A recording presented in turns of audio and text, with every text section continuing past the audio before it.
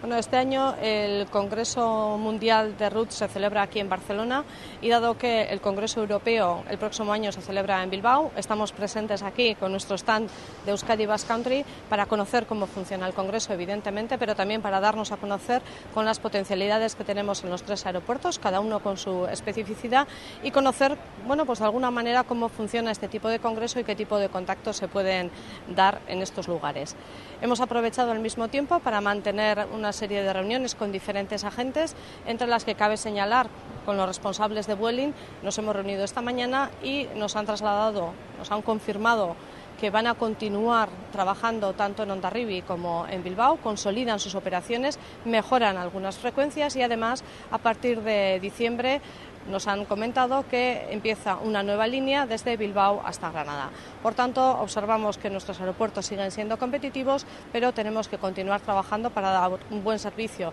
a toda la ciudadanía vasca y también a nuestras empresas desde el punto de vista de tráfico de carga. Mundu mailako Roots kongresua aurten Bartzelonan da, datorren urtean Europa mailakoa Bilbon izango da, eta ona etorri gea Euskadiko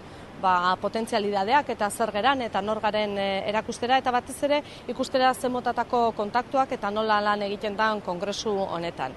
Bide batez, aprobetxatu dugu agente desberdinekin egoteko eta azpimarratu nahi nuke Vuelingekin izan duen kontaktuan, beraien konpromisoa bai Bilbon eta bai Donostiko aireportuetan jarraitzeko eta bere maiztasunak areagotzeko. Eta baita ere, bide batez, aipatu dute, linea berri bat irikiko dutela abendutik aurrera, Granadara, Bilbotik hasita. Beraz, nik uste dut guretzako garrantzitsua dela hemen egotea eta horrelako kontaktuak egiten jarraitzea.